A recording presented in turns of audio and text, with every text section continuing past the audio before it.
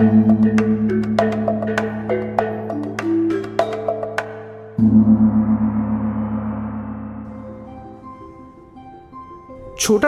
এই ছোট শহরটায় পুজোর ছুটি কাটাতে আমরা আগে অনেকবার এসেছি। আরও বাঙালিরা আসে। কেউ কেউ নিজেদের বাড়িতে থাকে, কেউ কেউ বাড়ি বাংলো হোটেল ভাড়া করে থাকে। দিন দশেকে অন্তত মাস ছয়েক আয়ু বাড়িয়ে নিয়ে আবার যে যার জায়গায় ফিরে যায়। বাবা বলেন, আজকাল আর খাবার দাবার আগের মতো সস্তা নেই ঠিকই, কিন্তু জলবায়ুটা তো ফ্রি, আর সেটার কোয়ালিটি যে পড়ে গেছে সে কথা তো কেউ বলতে পারবে না। দলে ভারী হয়ে আসি, তাই গাড়ি ঘোড়া সিনেমা থিয়েটার দোকান পাট না থাকলেও 10টা দিন দারুণ ফুর্তিতে কেটে যায়। একটা বছরের ছুটির সঙ্গে আরেকটা বছরের ছুটির তফাৎ কি, এটা জিজ্ঞেস করলে মুশকিলে পড়তে হবে, কারণ 4 বেলা খাওয়া এক। সেই মুরগির মাংস, ডিম, অড়হর ডাল, বাড়িতে দোয়া গরুর দুধ, বাড়ির গাছের জামরুল পেয়ারা। দিনের রুটিনও এক। রাত 10টায় ঘুম, ভোর 6টায় ওঠা, দুপুরে তাস মোনোপলি, বিকেলে চায়ের পর রাজা পাহাড় অব্দি ইভিনিং ওয়াক। অন্তত একদিন কালীঝোড়ার ধারে পিকনিক। দিনে ঝলমলে রোদ আর তুলো পেঁজা মেঘ, রাত্রিরের আকাশের এ মাথা থেকে ও মাথা ছড়ানো ছায়াপথ। কাক, শালিক, কাঠবেড়াল, গুবরে, ভোমরা, গিরগিটি, কাঁচপোকা, কুঁচফল সব এক। কিন্তু এবার নয়, এবার একটা তফাৎ হলো। অংশুমান চ্যাটার্জিকে আমার তেমন ভালো না লাগলে কি হলো, সে হচ্ছে পশ্চিমবাংলার সবচেয়ে বড়, সবচেয়ে জনপ্রিয় ফিল্ম স্টার। আমার ছোট বোন শর্মী, ওর 12 বছর বয়স, তার একটা পুরো বড় বঙ্গলিপি খাতা ভরিয়ে ফেলেছে ফিল্ম পত্রিকা থেকে কাটা অংশুমান চ্যাটার্জির ছবি দিয়ে। আমার ক্লাসের ছেলেদের মধ্যেও তার ফ্যানের অভাব নেই। এর মধ্যেই তারা অংশুমানের চুলের স্টাইল নকল করছে, ওর মতো ভারী গলায় ভুরু তুলে কথা বলার চেষ্টা করছে, শার্টের নিচে গেঞ্জি পরে না, ওপরের 3টে বোতাম খোলা রাখে।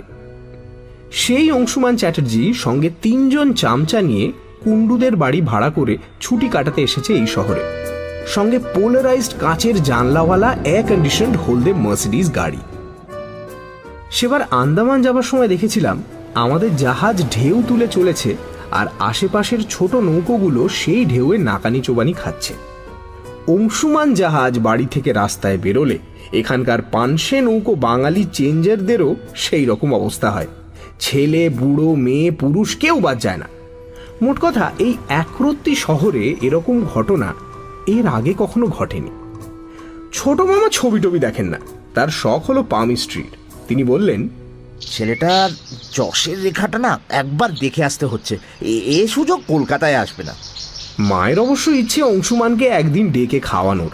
শর্মীকে বললেন, হ্যাঁ রে, তোরা তো ফিল্মের ম্যাগাজিনে ওর বিষয় এত সব পড়িস টরিস, ও কি খেতে ভালোবাসে জানিস? শর্মী মুখস্থ আউড়ে গেল। কই মাছ, সর্ষে বাটা দিয়ে ইলিশ মাছ, কচি পাটার ঝোল, তন্দুরি চিকেন, মুসুরির ডাল, আমের মোড়াব্বা, ভাপা দই, তবে সবচেয়ে বেশি ভালোবাসে চাইনিজ। মা একটা দীর্ঘশ্বাস ফেললেন। বাবা বললেন, খেতে বলতে তো আপত্তি নেই, হয়তো বললে আসবেও, তবে সঙ্গের ওই মোসাহেবগুলো। ছেনিদা আমার খুড়তুতো ভাই, সে সাংবাদিক, খবরের কাগজের অফিসে কাজ করে, ছুটি প্রায় পায় না বললেই চলে। এবার এসেছে ঝিকুড়িতে সাঁওতালদের একটা পরব হয় এই সময়, সেই নিয়ে একটা ফিচার লিখতে। সে বলল এই ফাঁকে অংশুমানের সঙ্গে একটা সাক্ষাৎকারের সুযোগ তাকে নিতেই হবে। লোকটা 367 দিন শুটিং করে, ছুটির মৌকা কি করে পেল সেটাই তো একটা স্টোরি। একমাত্র ছোটদারই কোনো তাপ নেই। ও প্রেসিডেন্সিতে পড়া ভয়ঙ্কর সিরিয়াস ছেলে, ফিল্ম সোসাইটির মেম্বার, জার্মান, সুইডিশ, ফরাসি, কিউবান, ব্রাজিলিয়ান ছবি দেখে। বাংলা ছবি নিয়ে একটা কড়া থিসিস লিখবে বলে ফাঁকে ফাঁকে পড়াশুনো করছে। অংশুমানের বিনিদ্র রজনী ছবি টেলিভিশনে 3 মিনিট দেখে বলে ঘর থেকে বেরিয়ে গেছিল। তাকে দেখে মনে হয় এবারের ছুটিটাই মাটি। ফিল্ম স্টার এসে এমন সুন্দর চেঞ্জের জায়গার আবহাওয়াটা নষ্টই করে দিয়েছে। যারা চেঞ্জে আসে তারা ছাড়াও বাঙালি এখানে 2-4 জন আছেন যারা এখানেই থাকেন। তাদের মধ্যে গোপেন বাবু একজন। একটা ছোট্ট বাড়ি করে এখানে আছেন প্রায় 22 বছর, চাষের জমিও নাকি আছে কিছু। বয়স বোধহয় বাবার চেয়ে বছর 5-এর বেশি। রসিক মানুষ, উনি এলেই মনটা খুশি খুশি হয়ে যায়। আমরা পৌঁছানোর 2 দিন পরে ভদ্রলোক সকালে এসে হাজির। খদ্দরের পাঞ্জাবির সঙ্গে মালকোছা মারা ধুতি, হাতে বাঁকানো লাঠি আর পায়ে ব্রাউন কেডস জুতো। বাংলোর বাইরে থেকেই ভদ্রলোক হাঁক দিলেন, চৌধুরী সাহেব আছেন নাকি? আমরা চা খাচ্ছিলাম। বাবা ভদ্রলোককে ডেকে এনে বসালেন আমাদের সঙ্গে। ওরে বাবা, এই যে দেখছি এলাহি কারবার। আমি কিন্তু শুধু 1 কাপ চা। বললেন ভদ্রলোক। গতবারে ভদ্রলোকের চোখে ছানি ছিল। বললেন মার্চ মাসে কলকাতায় গিয়ে কাটিয়ে এসেছেন। দিব্যি পরিষ্কার দেখতে পাচ্ছি। এবার তো এখানে রমরমা ব্যাপার মশাই। বললেন বাবা। কেন? ভদ্রলোকের ভুরু কুঁচকে গেছে। সে কি মশাই, তার আর হাট বসে গেছে এখানে, আর আপনি জানেন না? বললেন বাবা। তার মানে আপনার দৃষ্টি এখনো ফর্সা হয়নি? এত বড় ফিল্ম স্টার এসে রয়েছে এখানে, গোটা শহরে হই হই পড়ে গেছে, আর আপনি সে খবর রাখেন না? বললেন ছোট মামা। Film star? গোপেন বাবুর ভুরু এখনো কুঁচকোনো। ফিল্ম স্টার নিয়ে এত মাতামাতি করার কি আছে মশাই? ফিল্ম স্টার মানে তো শুটিং স্টার। তারা তো শুটিং করে শুনেছি। শুটিং স্টার জানো তো সুমন? আজকে আছে, কালকে নেই। ফস করে খসে পড়বে আকাশ থেকে, আর বায়ুমণ্ডলে যেই প্রবেশ করলো অমনি পুড়ে ছাই। তখন পাত্তাই পাওয়া যাবে না তাদের। ছোটদার একটা ছোট্ট চাপা কাশিতে বুঝলাম গোপেন বাবুর কথাটা তার মনে ধরেছে। আসল স্টারের খবরটা তাহলে পৌঁছয়নি আপনাদের কাছে? গরম চায়ে চুমুক দিয়ে জিজ্ঞেস করলেন গোপেন বাবু। আসল স্টার? প্রশ্নটা করলেন বাবা, কিন্তু সকলেরই দৃষ্টি গোপেন বাবুর দিকে। সকলের মনেই এক প্রশ্ন। গির্জার পেছন দিকে কলুটোলার চাটুর্যেদের একটা বাগানওয়ালা একতলা বাড়ি আছে, দেখেছেন তো? হ্যাঁ, সেইখানেই এসে রয়েছেন ভদ্রলোক। নাম বোধ হয় কালিদাস না কালীপ্রসাদ না ওই রকম কিছু একটা হবে। পদবি হচ্ছে ঘোষাল। স্টার বলছেন কেন? বাবা জিজ্ঞেস করলেন। ও বাবা, বলবো না, একেবারে পোল স্টার, স্টেডি, ইটার্নাল। 100-র ওপর বয়স, কিন্তু দেখে বোঝবার জো নেই। বলেন কি, সেঞ্চুরিয়ান? মামার হাঁয়ের মধ্যে চিবনো টোস্টের অনেকটা এখনো গেলা হয়নি। সেঞ্চুরি প্লাস 26, 126 বছর বয়স ভদ্রলোকের। জন্ম 1856। সিপাহী বিদ্রোহের ঠিক 1 বছর আগে। রবীন্দ্রনাথ জন্মেছিলেন 1861। আমাদের কথা বন্ধ, খাওয়াও বন্ধ। গোপেন বাবু আবার চুমুক দিলেন চায়। প্রায় 1 মিনিট নিস্তব্ধতার পর ছোটদা প্রশ্ন করল, বয়সটা আপনি জানলেন কি করে? উনি নিজেই বলেছেন? নিজে কি আর যেচে বলেছেন? অতি অমায়িক ভদ্রলোক, নিজে বলার লোকই নন। কথায় কথায় বেরিয়ে পড়ল। দেখে মনে হবে 80-82। ওরই বাড়ির বারান্দায় বসে কথা হচ্ছিল। একবার পর্দার ফাঁক দিয়ে এক মহিলাকে দেখলুম। পাকা চুল, চোখে সোনার চশমা, পরনে লাল পেড়ে শাড়ি। কথার ছলে শুধলাম, আপনার গিন্নির এখানকার ক্লাইমেট স্যুট করছে তো? ভদ্রলোক স্মিত হাস্য করে বললেন, গিন্নি নয়, নাত বউ। আমি তো বললুম, কিছু মনে করবেন না, কিন্তু আপনার বয়সটা কত মনে হয় জিজ্ঞেস করলেন ভদ্রলোক। বললুম, দেখে তো মনে হয় 80-টাশি। আবার সেই মোলায়েম হাসি হেসে বললেন, অ্যাড অ্যানাদার 46। বুঝুন তাহলে, সোজা হিসেব। এরপর ঠিকমতো ব্রেকফাস্ট খাওয়া হলো না। এমন খবরে খিদে মরে যায়। ভারতবর্ষের না, শুধু ভারতবর্ষ কেন, খুব সম্ভবত সারা পৃথিবীর মধ্যে সবচেয়ে দীর্ঘায়ু লোক এখানে এসে রয়েছেন। আমরা যখন রয়েছি তখনই রয়েছেন। এটা ভাবতে মাথা ভোঁ ভোঁ করছে। দেখে আসুন গিয়ে, বললেন গোপেন বাবু। এমন খবর তো চেপে রাখা যায় না, তাই বললুম 2-4 জনকে। এই সুধীর বাবু, সেন সাহেবকে, বালিগঞ্জ পার্কের মিস্টার নেওটিয়াকে, সবাই গিয়ে দর্শন করে এসেছেন। আর 2 দিন যাক না, দেখুন কি হয়। আসল স্টারের অ্যাট্রাকশনটা কোথায় সেটা বুঝতে পারবেন। লোকটির স্বাস্থ্য কেমন? মামা জিজ্ঞেস করলেন। সকাল বিকেল ডেলি 2 মাইল হাঁটেন। লাঠি একটা নেন হাতে, তবে সে তো আমিও নি। ভেবে দেখুন, আমার দ্বিগুণ বয়স। ভদ্রলোকের আয়ু রেখাটা যদি মামার সেই ওয়ান ট্র্যাক মাইন্ড। দেখবেন হাত, বললেই দেখাবেন। বললেন গোপেনবাবু। ছেনিদা এতক্ষণ চুপচাপ ছিল, হঠাৎ টেবিল ছেড়ে উঠে পড়ল। স্টোরি, এর চেয়ে ভালো স্টোরি হয় না, একেবারে স্কুপ। তুই কি এখনই যাবি নাকি? প্রশ্ন করলেন বাবা। 126 বছর বয়স, এটা কিভাবে মরে জানো তো? এই আছে তো এই নেই, ব্যারাম ট্যারাম দরকার হয় না। সুতরাং সাক্ষাৎকার যদি নিতে হয় তো এই বেলায়, পরে দর্শনের হিড়িক পড়ে গেলে আর চান্স পাবো না। বস বস। বাবা একটু ধমকের সুরেই বললেন। সবাই একসঙ্গে যাব। তোর তো একার প্রশ্ন নেই, আমাদের সকলেরই আছে। খাতা নিয়ে যাস, নোট করে নিবি। বোগাস। কথাটা বলল ছোটদা, আর বলেই আবার দ্বিতীয়বার জোরের সঙ্গে বলল, বোগাস, ধাপ্পা, গুল। মানে গোপেনবাবুর মোটেই পছন্দ হয়নি কথাগুলো। দেখো সুরঞ্জন, শেক্সপিয়ার পড়েছো তো? There are more things in heaven and earth, জানা আছে তো? সব ব্যাপার বোগাস বলে উড়িয়ে দিলে চলে না। ছোটদা গলা খাঁকড়ে নিল। আপনাকে একটা কথা বলছি গোপেনবাবু, আজকাল প্রমাণ হয়ে গেছে যে যারা 100 বছরের বেশি বয়স বলে ক্লেম করে তারা হয় মিথ্যেবাদী না হয় জঙ্গলি ভূত।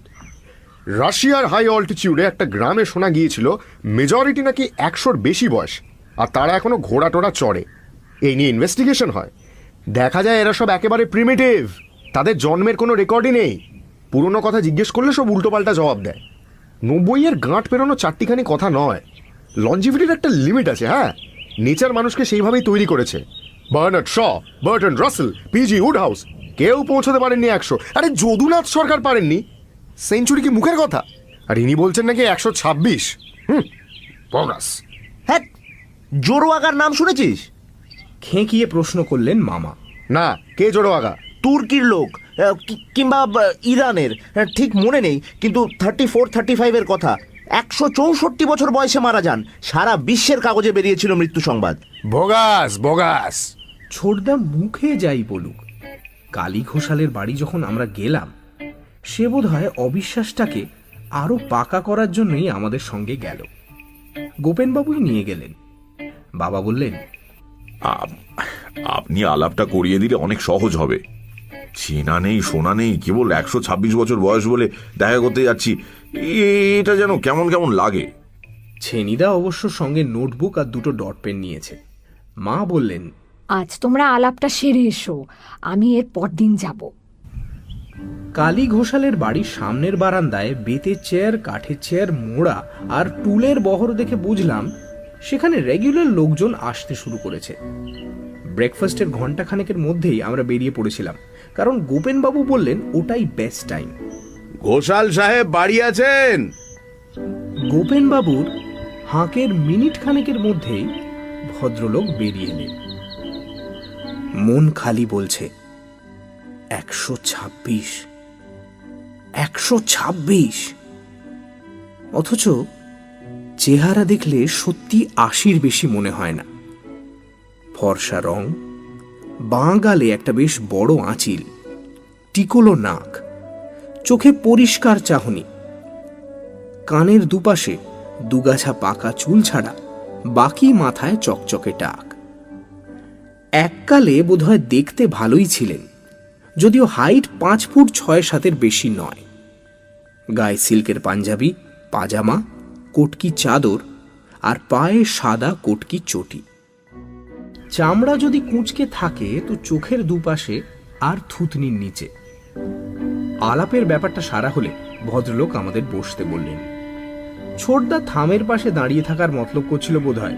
বাবা রজু, বস না বলতে একটা টুলে বসে পড়ল। সে এখনো গম্ভীর। এভাবে আপনার বাড়ি ছড়াও করাতে ভারী লজ্জিত বোধ করছি আমরা, বললেন বাবা। তবে বুঝতেই পারছেন, আপনার মতো এমন দীর্ঘজীবী মানুষ তো দেখার সৌভাগ্য হয়নি আমাদের, তাই আর কি। ভদ্রলোক হেসে হাত তুলে বাবাকে থামিয়ে দিয়ে বললেন, আরে অ্যাপোলোজাইজ করার কোনো প্রয়োজন নেই মশাই। একবার যখন বয়সটা বেরিয়ে পড়েছে তখন লোকে আসবে, সেটা স্বাভাবিক। বয়সটাই যে আমার বিশেষত্ব, ওটাই একমাত্র ডিস্টিংশন, সেটা কেন আমি বুঝি না। আর আপনারা এলেন কষ্ট করে, আপনাদের সঙ্গে আলাপ হলো, এ তো আনন্দের কথা মশাই। তাহলে একটা কথা বলেই ফেলি আপনাকে, ইয়ে, একটা অনুমতি নেওয়ার প্রয়োজন। বললেন বাবা। এই আমার এই ভাইপোটি নাম শ্রীকান্ত চৌধুরী। আরে ও হলো সাংবাদিক, তো ওর খুব শখ আপনার সঙ্গে যে কথাবার্তা হয় সেটা ওর কাগজে ছাপায়। অবশ্যই যদি আপনার আপত্তি না থাকে তবেই। আপত্তি কিসের? শেষ জীবনে যদি খানিকটা খ্যাতি আসে সে তো আমার সৌভাগ্য। গণ্ডগ্রামে কেটেছে সারাটা জীবন। তুলসিয়ার নাম শুনেছেন? শোনেননি? মুর্শিদাবাদে রেলের কানেকশন নেই। আর বেলডাঙ্গা জানেন তো? বেলডাঙ্গায় নেমে 17 কিলোমিটার দক্ষিণে তুলসিয়ায় জমিদারি ছিল আমাদের। সেসব তো আর নেই, তবে বাড়িটা আছে, তারই এক কোণায় পড়ে আছি। সেখানকার লোকে বলে জমের অরুচি। আর বলবে নাই বা কেন বলুন? গৃহিণী গত হয়েছেন 52 বছর আগে। ভাই বোন ছেলে মেয়ে কেউ নেই। নাতি আছে, একটি ডাক্তারি করে, তারও আসার কথা ছিল। এক রুগীর এখন তখন অবস্থা, তাই শেষ মুহূর্তে আসতে পারলে না। একাই আসতে পারতুম, চাকরটি সঙ্গে ছিল, নাত বউ দিলে না, সে এসেছে সঙ্গে। এই 3 দিনেই পুরো সংসার পেতে বসেছে, ঘড়ির কাঁটার মতো চলছে সব। ডট পেনে আওয়াজ নেই, তবে আর চোখে দেখছি ছেনিদা দাঁতে দাঁত চেপে ঝড়ের বেগে লিখে চলেছে। টেপ রেকর্ডারটার ব্যাটারি শেষ, সেটা টের পেয়েছে আসার দিন রোববারে, তাই কলম ছাড়া গতি নেই। সঙ্গে একটা ধার করা পেন্ট্যাক্স ক্যামেরা আছে, কোনো একটা সময় সেটা সদ্ব্যবহার নিশ্চয়ই হবে। ছবি ছাড়া এ লেখা ছাপা হবে কি করে? বলছি যে কিছু মনে করবেন না, আমি আবার একটু পামিস্ট্রির চর্চা টর্চা করি আর কি, বিলিতি মতে অবশ্য। তা আপনার হাতখানা যদি একবার দেখতে দেন, শুধু একবারটি চোখ বুলবো। ফাঁক পেয়ে বললেন মামা। বেশ তো, দেখুন না। কালী ঘোষাল ডান হাত বাড়িয়ে দিলেন। মামা হাতটা ধরে তার উপর ঝুঁকে পড়ে মিনিট খানেক দেখে মাথা নেড়ে বললেন, ন্যাচারালি, ভেরি ন্যাচারালি। আপনার বয়সের সঙ্গে তাল রেখে আয়ু রেখাকে বাড়তে গেলে সেটা হাত ছেড়ে কবজিতে এসে নামবে। আসলে শতায়ু বা শতাধিক আয়ুর জন্য মানুষের হাতে তেমন কোনো প্রভিশন নেই। Thank you sir, many many thanks. এবার বাবা বললেন, আপনার স্মরণ শক্তি কি এখনো মানে? মোটামুটি ভালোই আছে। কলকাতায় কি আপনি একেবারেই আসেননি? প্রশ্ন করল ছেনিদা। এসেছি বই কি, পড়াশোনা তো হেয়ার স্কুল আর সংস্কৃত কলেজে। কর্নওয়ালি স্ট্রিট হস্টেলে থাকতুম। ঘোড়ার ট্রাম ঢের চড়েছি। 2 পয়সা ভাড়া ছিল লালদিঘি টু ভবানীপুর। রিক্সা ছিল না তখন। পালকির একটা বড় স্ট্যান্ড ছিল শ্যামবাজারের 5 মাথার মোড়ে। পালকি বেহারাদের স্ট্রাইক হয় একটা, আমার সে কথাও স্পষ্ট মনে আছে। আজকাল যেমন ধরুন রাস্তাঘাটে কাক চড়ুই, তখন হাড় গিলে চড়ে বেড়াতো কলকাতার রাস্তায়, বলতো স্ক্যাভেঞ্জার বার্ড। আবর্জনা খুঁটিয়ে খুঁটিয়ে খেত। প্রায় আমার কাঁধের হাইট, তবে কি একদম নিরীহ। তখনকার কোনো বিখ্যাত পার্সোনালিটিকে আপনার মনে পড়ে? ছেনিদা চালিয়েই যাচ্ছে প্রশ্ন। বিখ্যাত মানে রবীন্দ্রনাথকে পরে দেখেছি অনেক, আলাপ অবশ্যই ছিল না। আমি আর এমন কে বলুন যে আলাপ থাকবে। তবে একবার তরুণ বয়সে রবীন্দ্রনাথকে দূর থেকে দেখেছিলাম। কবিতা আবৃত্তি করলেন হিন্দু মেলায়। সে কি কণ্ঠ মশাই, গায়ে একবারে কাঁটা দিয়ে উঠল। ওরে বাবা, সে তো বিখ্যাত ঘটনা, বললেন বাবা। বঙ্কিমচন্দ্রকে দেখিনি কখনো, তবে একটানা কলকাতায় থাকলে হয়তো দেখা পেতুম। কিন্তু আমি কলেজের পাঠ শেষ করেই দেশে ফিরে যাই।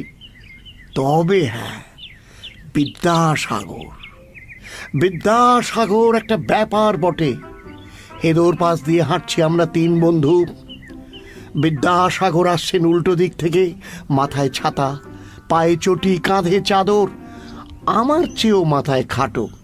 ফুটপাতে কে জানি কলা খেয়ে ছোবড়া ফেলেছে। বিদ্যাসাগরের পা পড়তেই পপাত চ।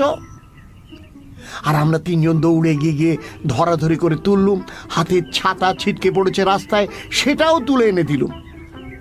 ভদ্রলোক ওটা কি করলেন জানেন? এই জিনিস ওর পক্ষে সম্ভব। যে ছোবড়ায় আছাড় খেলেন সেটা বাঁ হাত দিয়ে তুলে নিয়ে কাছে ডাস্টবিন ছিল তার মধ্যে ফেলে দিলেন। আমরা আরও আধ ঘন্টা ছিলাম। তার মধ্যে চা এলো আর তার সঙ্গে নির্ঘাত নাত বউয়ের তৈরি ক্ষীরের ছাঁচ। শেষকালে যখন বিদায় নিতে উঠলাম ততক্ষণে ছেনিদা একটা টাটকা নতুন নোটবুকের প্রায় অর্ধেক ভরিয়ে ফেলেছে। সেই সঙ্গে অবশ্য ছবিও তুলেছে খান 10। সেই ফিল্ম পার্সেল করে চলে গেল কলকাতায় ছেনিদার খবরের কাগজের অফিসে। সেইখানে ছবি ডেভেলপিং প্রিন্টিং হয়ে ভালো ছবি বাছাই করে তবে কাগজে বেরোবে। 5 দিনের মধ্যে ছেনিদার লেখা ছবি সমেত কাগজে বেরিয়ে সে কাগজ আমাদের হাতে চলে এলো। লেখার মাথায় বড় বড় হরফে হেডলাইন, বিদ্যাসাগরের হাত ধরে তুলেছিলাম আমি। ছেনিদা স্কুপ করলো ঠিকই, আর তার ফলে অফিসে তার যে কদর বেড়ে যাবে তাতেও সন্দেহ নেই। কিন্তু ওর পরে আমরা থাকতে থাকতেই কলকাতার আরও 7খানা দিশি বিলিতি কাগজের সাংবাদিক এসে কালী ঘোষালের ইন্টারভিউ নিয়ে গেল। ইতিমধ্যে একটা ঘটনা ঘটেছে, সেটা বলা হয়নি। ফিল্ম স্টার অংশুমান চ্যাটার্জি তার চেলা চামুন্ডাদের নিয়ে মার্সিডিজ গাড়ি করে 10 দিনের ছুটি 5 দিনে খতম করে কলকাতায় ফিরে গেছে। তার নাকি হঠাৎ শুটিং পড়ে যাওয়াতে এই ব্যবস্থা। শর্মী খুব একটা আফসোস করল না, কারণ এই ফাঁকে তার অটোগ্রাফ নেওয়ার কাজটা সে সেরে নিয়েছে। আর তার সঙ্গে বিশ্বের অন্যতম প্রাচীনতম মানুষের সাক্ষাৎ পেয়ে তার মন ভরে গেছে। বাবা বললেন, সে থাকতে একটা বুড়ো হাবড়াকে নিয়ে এত মাতামাতি হচ্ছে, এটা বোধহয় স্টার বরদাস্ত করতে পারলেন না।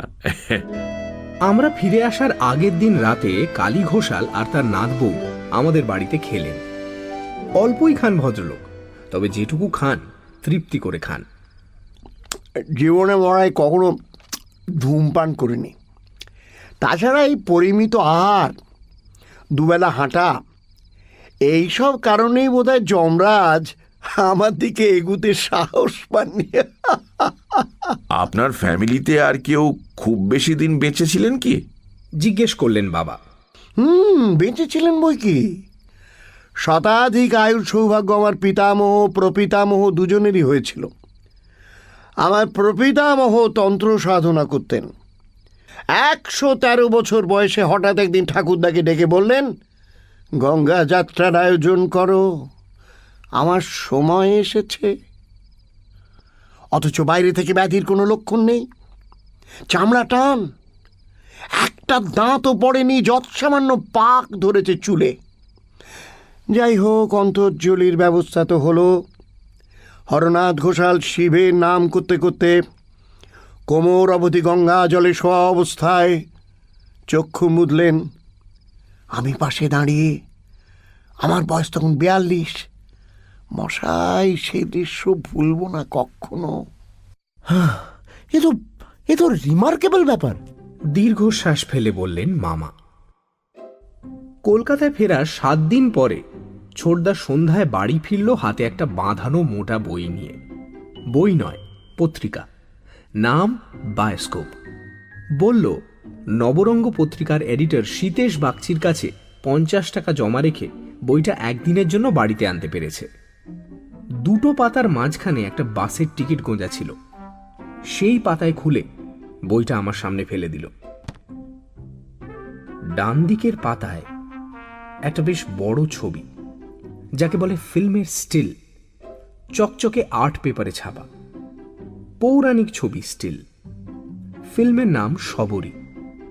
ছবির তলায় লেখা, প্রতিমা মুভি টোনের নির্মীয়মান ছায়াচিত্র শবরীতে শ্রীরামচন্দ্র ও শবরীর ভূমিকায় যথাক্রমে নবাগত কালীকিঙ্কর ঘোষাল ও কিরণ শশী।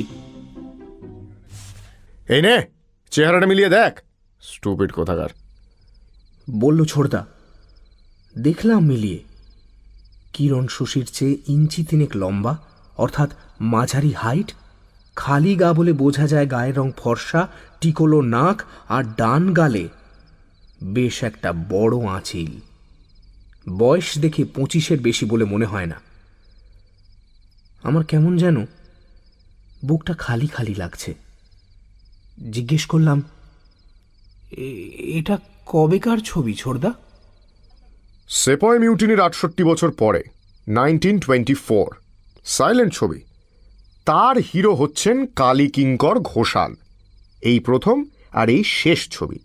3 মাস পরের সংখ্যায় ছবির সমালোচনা আছে। বলছেন নবাগত নায়ক আগমন না করিলে কোনো ক্ষতি ছিল না, চিত্রাভিনেতা হিসেবে এর কোনো ভবিষ্যৎ নেই। মানে তাহলে ওর বয়স? যা মনে হয় তাই, 80-82। 24 সালের এ ছবিতে ও যদি 25 বছর হয়, তাহলে হিসেব করে দেখ ওর সঙ্গে যিনি ছিলেন তিনি আসলে ওর বউ। গোপেনবাবু প্রথমে যা ভেবেছিলেন তাই। লোকটা তাহলে একেবারে বোগাস। 420। ভাবছিলাম কাগজে লিখে সব ফাঁস করে দিই, কিন্তু করব না, কারণ লোকটার ব্রেনটা শার্প আছে, সেটা তারিফ করতেই হয়। যখন বয়স ছিল তখন রাম হরকান হরকেছে, কিন্তু শেষ বয়সে দেখিয়ে তো দিল একটি মিথ্যে কথা বলে কি করে স্পটলাইটটা টপ স্টারের ওপর থেকে টেনে এনে নিজের ওপর ফেলতে হয়।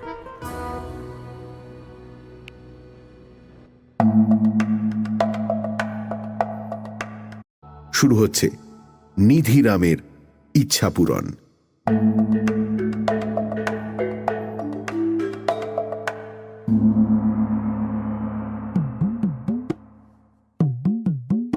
কোনো মানুষই তার নিজের অবস্থা সম্পর্কে 16 আনা সন্তুষ্ট বোধ করে না।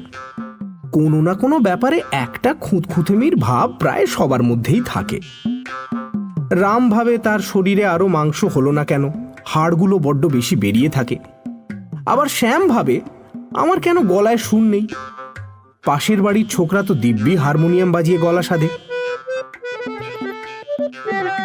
যদু বলে, আহা যদি খেলোয়াড় হতে পারতাম। গাভাস্কার বেটা কত রেকর্ড করে কি নামটাই না করে নিল।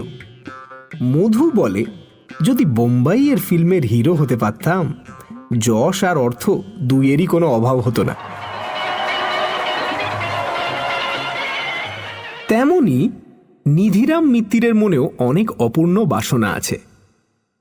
শুধু অপূর্ণ বাসনা নয়, ঈশ্বর তাকে যেভাবে সৃষ্টি করেছেন তাতেও তার আপত্তি। এই যেমন বেশিরভাগ লোকই ফল খেতে ভালোবাসে। আম, জাম, লিচু, আঙুর, আপেল, এসব ফলের কত সুনাম। লোকে কত ভালোবেসে সব ফল খায় আর তা থেকে পুষ্টি লাভ করে। নিধিরামের কিন্তু কোনো ফলেই রুচি নেই। বিধাতা তাকে এমন বেয়াড়াভাবে সৃষ্টি করলেন কেন? তারপর নিধিরাম নিজের চেহারা সম্পর্কেও সন্তুষ্ট নয়। দেখতে সে খারাপ নয়, কিন্তু মাথায় খাটো। 1973-এ সে একবার নিজের হাইট মেপেছিল, 5 ফুট 6.5 ইঞ্চি। তার অফিসের লোকনাথ গুঁই 6 ফুট লম্বা।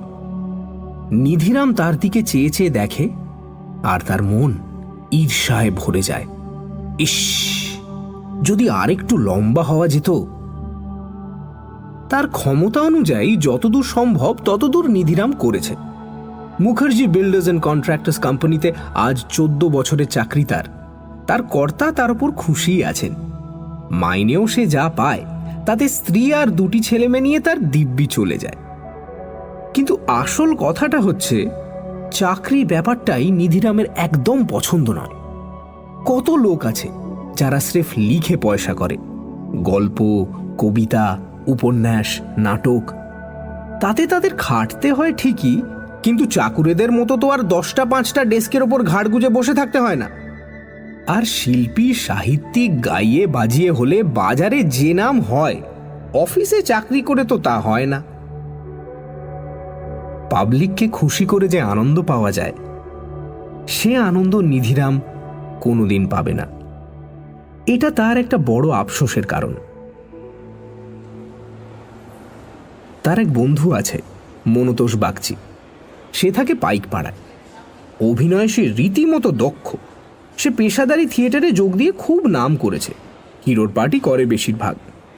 নিধিরাম মনতোষকে অনেকবার বলেছে, ভাই, আমাকে অ্যাক্টিং এর একটু তালিম দিয়ে দে না।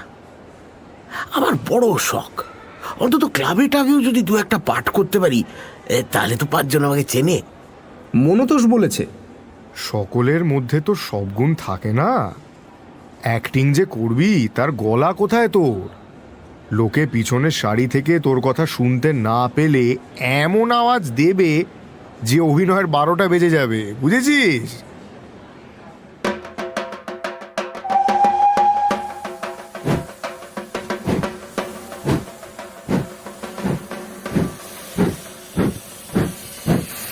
এবার পুজোর ছুটিতে পুরীতে গিয়ে নিধিরাম এক সাধু বাবার সাক্ষাৎ পেল। ভদ্রলোক সমুদ্র তটে দাঁড়িয়ে আছেন, তাকে ঘিরে জনাভিষেক মেয়ে পুরুষ ভক্তের দল। সাধু সন্ন্যাসী দেখা পেলে নিধিরাম কৌতূহল চেপে রাখতে পারে না, বিশেষ করে এনার মতো তেজিয়ান চেহারার সাধু হলে তো কথাই নেই। নিধিরাম ভিড় ঠেলে একটু কাছে যেতেই বাবাজির দৃষ্টি তার উপর পড়ল। কে বাবা নিধিরাম? বলে উঠলেন বাবাজি। যা নয় তাই হবার শখ হয়েছে, হ্যাঁ? নিধিরাম সাধুর মুখে নিজের নাম শুনেই তাজ্জব বনে গেছে। খাঁটি সিদ্ধ পুরুষ না হলে এ ক্ষমতা হয় না। সে আমতা আমতা করে বলল, আগে কই না তো। না আবার কি? বলে উঠলেন বাবাজি। স্পষ্ট দেখতে পাচ্ছি তোর দেহ 2 ভাগে ভাগ হয়ে রয়েছে। একটা তোর বাস আর একটা বাসনা। বাসনাটাই যে প্রবল হয়ে উঠেছে, তার কি হবে? কি হবে তা আপনি বলে দিন বাবাজি। আমি মুখ্য সূক্ষ্ম মানুষ, কি হবে তা আমি কি করে বলবো বাবাজি? আপনি বলুন। হবে হবে, মনোবাঞ্ছা পূর্ণ হবে, তবে এখনই নয়, সময় লাগবে। একেবারে মূল উপড়ে ফেলতে হবে তো, তারপর আবার নতুন করে শেকড় গজাবে, আর সেই শেকড় নতুন জমিতে ভুঁয়ের নিচে প্রবেশ করবে। 4টিখানি কথা নয়, তবে ওই যা বললাম, তোর হবে। এই ঘটনার কিছুদিন পরেই কলকাতায় ফিরে এসে একদিন নিধিরামের কলা খেতে ইচ্ছে করল। বেন্টিক স্ট্রিটের মোড়ে কলা বিক্রি হচ্ছে। নিধিরাম একটা কিনে খেয়ে দেখল, বাহ, দিব্যি স্বাদ। 39 বছর বয়সেও তাহলে মানুষের রুচি পাল্টায়। এটার সঙ্গে সাধু বাবার কোনো সম্পর্ক আছে কিনা সেটা নিধিরাম খেয়াল করেনি, তবে এই দিয়েই তার পরিবর্তনের সূত্রপাত।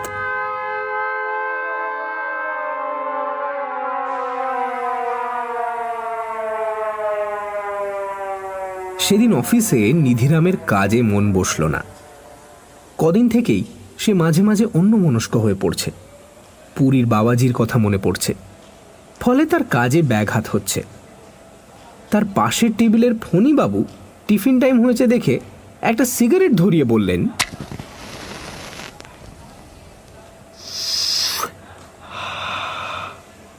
আজ মিত্তির মশাইকে একটু অন্যমনস্ক দেখছি কেন?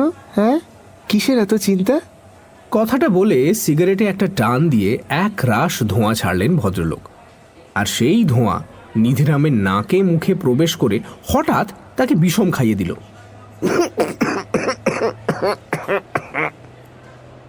অথচ নিধিরাম নিজেই বিড়ি সিগারেট খায়, ধোঁয়ায় সে সম্পূর্ণ অভ্যস্ত। আজ হঠাৎ তার এমন হলো কেন? তার নিজের পকেটে এক প্যাকেট উইলস রয়েছে। খেয়াল হলো যে 11টার সময় চায়ের পর সে সিগারেট ধরায়নি। এটা নিয়মের একটা বিরাট ব্যতিক্রম। এখানেও তার একটা পরিবর্তন সে লক্ষ্য করল। এই নিয়ে সে ফণীবাবুকে কিছু বলল না। এরপর থেকে নিধিরামের নানা রকম দ্রুত পরিবর্তন হতে লাগলো। সে লুঙ্গি ছেড়ে ধুতি, আমিষ ছেড়ে নিরামিষ, অ্যালোপ্যাথি ছেড়ে হোমিওপ্যাথি ধরল। মাথার টেরি বাঁ দিক থেকে ডান দিকে নিয়ে এলো। তার গোঁপ ছিল না, এখন একটা সরু গোঁপ গজালো।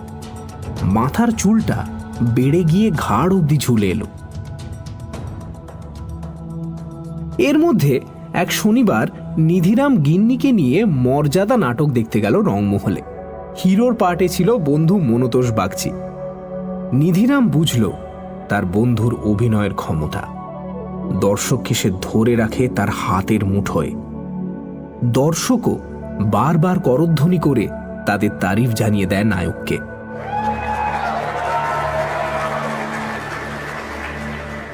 নিধিরামের আবার নতুন করে ইচ্ছে জাগল অভিনেতা হবার।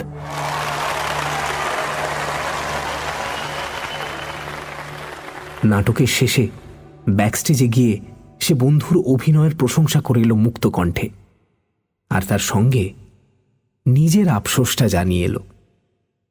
মনতোষ তাকে পিঠ চাপড়ে বলে দিল, সুখে থাকতে ভূতে কিলোয়, তাই না? থিয়েটারে কি আজ আছি কাল নেই, তোদের চাকরিতে ঢের বেশি নিরাপত্তা। নিধিরাম ম্যাটিনিতে গিয়েছিল নাটক দেখতে। ফেরার পথে কলেজ স্ট্রিট থেকে কিছু নাটকের বই কিনে নিয়ে এলো। স্ত্রী মনোরমা জিজ্ঞেস করলেন, এইসব কি হবে? পড়ব। ছোট করে জবাব দিল নিধিরাম। হ্যাঁ গা, 7 জন্মেও তো নাটকের বই পড়তে দেখিনি তোমায়। এবার দেখবে। স্বামীর মধ্যে কিছু পরিবর্তন কদিন থেকেই লক্ষ্য করছে মনোরমা, কিন্তু সে সম্বন্ধে কোনো মন্তব্য করেনি। আজ তাকে জিজ্ঞেস করতেই হলো। তোমার কি হয়েছে বলো তো? স্বামীর সঙ্গে পুরী যায়নি মনোরমা, কারণ সে সময় সে ছিল বাঁশবেড়ে। অসুস্থ বাপের পরিচর্যা করতে হচ্ছিল তাকে, তাই সাধু বাবার ভবিষ্যৎবাণী সম্বন্ধে সে কিছুই জানত না। আর নিধিরামও ঘটনাটা গিন্নির কাছে প্রকাশ করেনি। তবে চেপে রাখলেই বা কি, এত পরিবর্তন হয়েছে নিধিরামের এই কমাসে যে সেটা স্ত্রীর দৃষ্টি আকর্ষণ না করে পারে না। এখানে এটাও বলে রাখা দরকার যে স্বামীর রূপান্তরে মনোরমা খুশিই আছে, কারণ পরিবর্তনগুলো সবই ভালোর দিকে।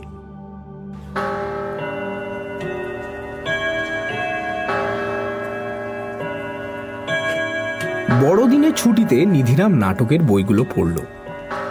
একটাতে হিরোর পার্টের বেশ খানিকটা মুখস্থ করে সে স্ত্রীকে অভিনয় করে দেখালো। মনোরমার চোখ কপালে উঠে গেল। স্বামীর মধ্যে যে এমন একটা ক্ষমতা লুকিয়ে ছিল সেটা সে কল্পনাই করতে পারেনি। 39 বছর বয়সে মানুষ দৈর্ঘ্যে বাড়ে না, বছর 25 থেকেই বাড়া বন্ধ হয়ে যায়। কিন্তু শার্ট পাঞ্জাবির হাতগুলো খাটো মনে হচ্ছে দেখে নিধিরাম নতুন করে হাইট মেপে দেখল। এবার 5 ফুট 9 ইঞ্চি। এই তাজ্জব ঘটনাও নিধিরাম কারোর কাছে প্রকাশ করল না, তবে গিন্নিকে বলতেই হলো। আর নতুন মাপের কিছু জামা তৈরি করতে খরচও হয়ে গেল কিছু। ঘটনাটা এতই অস্বাভাবিক আর নিধিরামের পক্ষে এতই আনন্দের যে খরচটা সে গ্রাহ্যই করল না।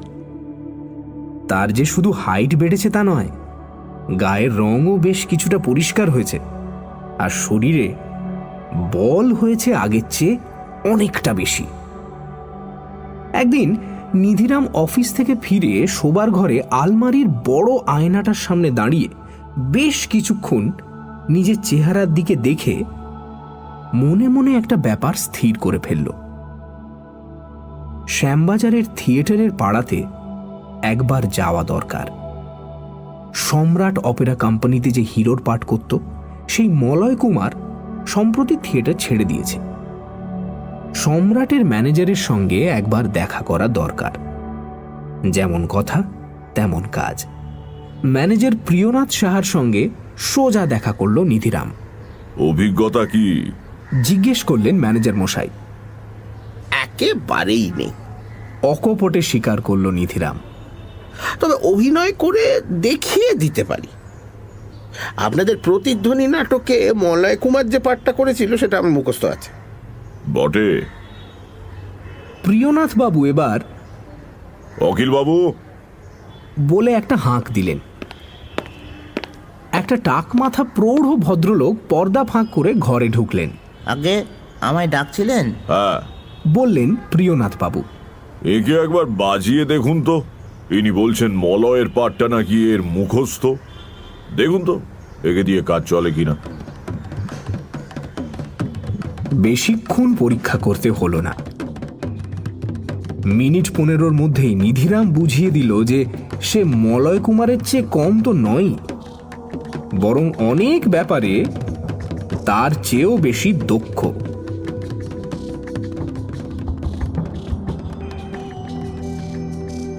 1 জানুয়ারি নিধিরাম চাকরিতে ইস্তফা দিয়ে সম্রাট অপেরায় যোগ দিল। মাইনে শুরুতে 2500, তবে কাজ ভালো হলে আর লোকে তাকে পছন্দ করলে আরো বাড়বে। মুখার্জি কোম্পানির চাকরি যে নিধিরাম কোনোদিন ছাড়বে এটা কেউ ভাবতে পারেনি। নিধিরাম দার্শনিকভাবে তার সহকর্মীদের বলল, মানুষের জীবনে পরিবর্তন তো আসবে, চিরকাল জীবনটা যে একই পথে চলবে এটা ভাবাই ভুল। তবে নাটকে যোগ দিয়েও পুরনো অফিসের সঙ্গে সম্পর্কটা চট করে ছাড়তে পারল না নিধিরাম। এক সোমবার টিফিন টাইমে সেখানে গিয়ে শুনল যে তার জায়গায় নতুন লোক এসেছে। খবরটা দিলেন ফণীবাবু। বললেন, যিনি এসেছেন তিনি আবার আপনার ঠিক উল্টো, ইনি আগে থিয়েটার করতেন। নিধিরামের কৌতূহল হলো। কি নাম বলুন তো? মনোতোষ বাগচি, হ্যাঁ। বললেন পুরীতে এক সাধুর সঙ্গে দেখা হয়েছিল, তিনি নাকি বলেছিলেন তার জীবনে অনেক চেঞ্জ আসবে। ভদ্রলোকের থিয়েটারে বিতৃষ্ণা ধরে গেছে জানেন। বললেন চাকরি পেয়ে তার অনেক বেশি নিশ্চিন্ত লাগছে। যাকে চলি, হ্যাঁ, দেখা হচ্ছে।